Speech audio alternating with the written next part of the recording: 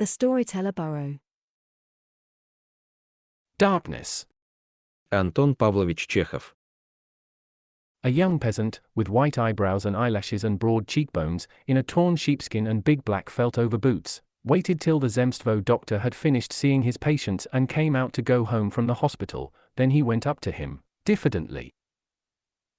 Please, Your Honor. What do you want? The young man passed the palm of his hand up and over his nose, looked at the sky, and then answered.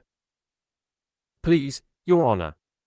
You've got my brother Vaska the blacksmith from Varvarino in the convict ward here, Your Honor. Yes, what then?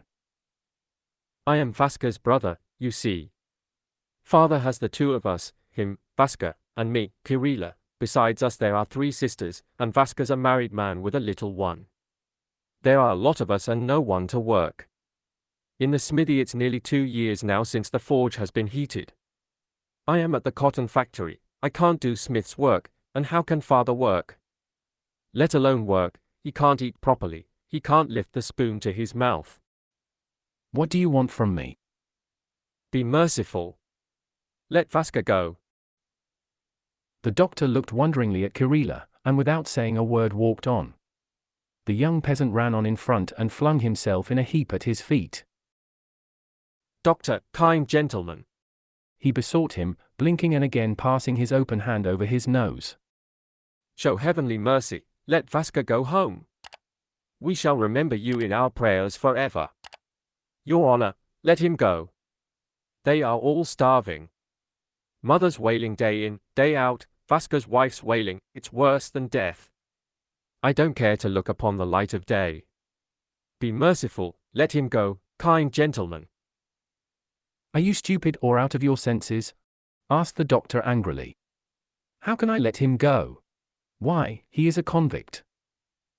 Kirilla began crying. Let him go. Queer fellow.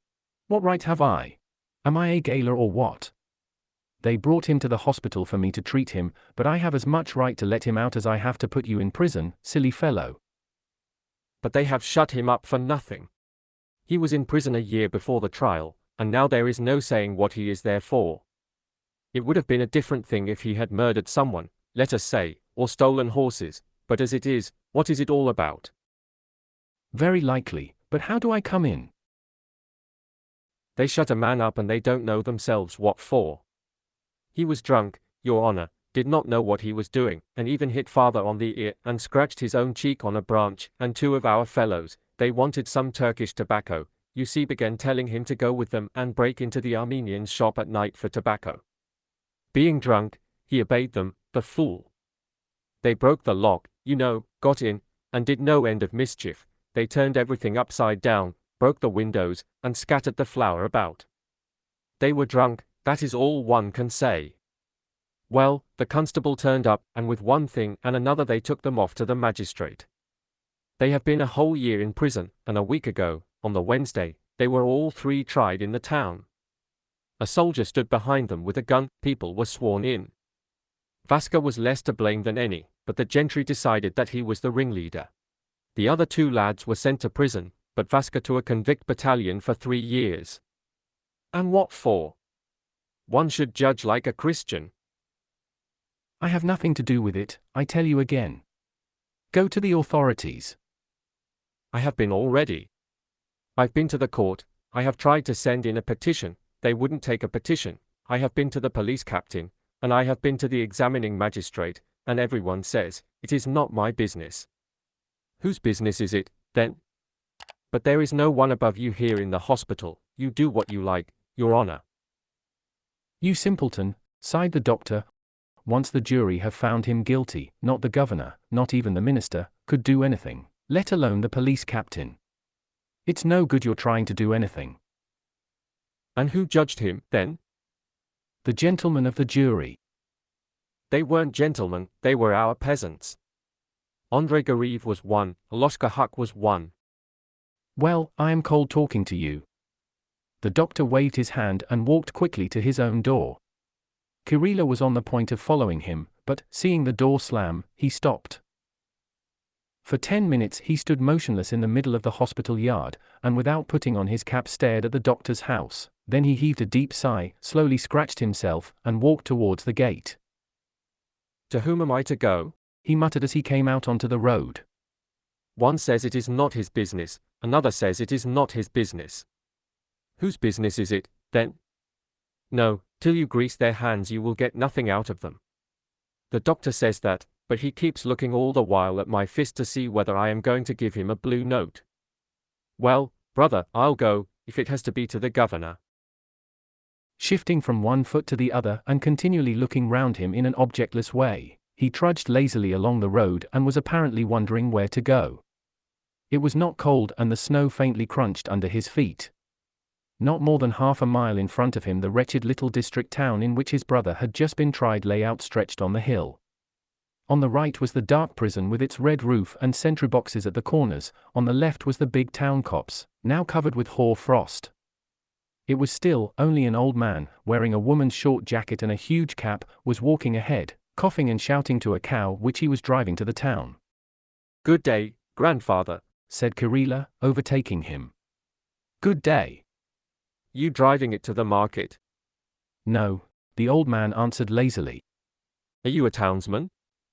They got into conversation. Kirilla told him what he had come to the hospital for, and what he had been talking about to the doctor. The doctor does not know anything about such matters, that is a sure thing, the old man said to him as they were both entering the town. Though he is a gentleman, he is only taught to cure by every means, but to give you real advice, or, let us say, write out a petition for you, that he cannot do. There are special authorities to do that. You have been to the justice of the peace and to the police captain, they are no good for your business either. Where am I to go? The permanent member of the rural board is the chief person for peasants' affairs. Go to him, Mr. Sinyokov. The one who is at Zolotovo? Why, yes, at Zolotovo. He is your chief man. If it is anything that has to do with you peasants, even the police captain has no authority against him. It's a long way to go, old man. I dare say it's 12 miles, and maybe more. One who needs something will go 70. That is so. Should I send in a petition to him, or what? You will find out there. If you should have a petition, the clerk will write you one quick enough. The permanent member has a clerk.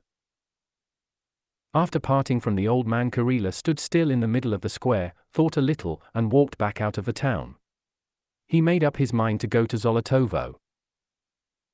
5 days later, as the doctor was on his way home after seeing his patients, he caught sight of Kirilla again in his yard. This time the young peasant was not alone, but with a gaunt, very pale old man who nodded his head without ceasing, like a pendulum, and mumbled with his lips. Your Honor, I have come again to ask your gracious mercy, began Kirilla. Here I have come with my father. Be merciful, let Vaska go. The permanent member would not talk to me. He said, go away. Your Honor, the old man hissed in his throat, raising his twitching eyebrows, be merciful. We are poor people, we cannot repay your honor, but if you graciously please, Kiryushka or Vaska can repay you in work. Let them work. We will pay with work, said Kirilla, and he raised his hand above his head as though he would take an oath. Let him go. They are starving, they are crying day and night, your honor. The young peasant bent a rapid glance on his father, pulled him by the sleeve, and both of them, as at the word of command, fell at the doctor's feet. The latter waved his hand in despair, and, without looking round, walked quickly in at his door.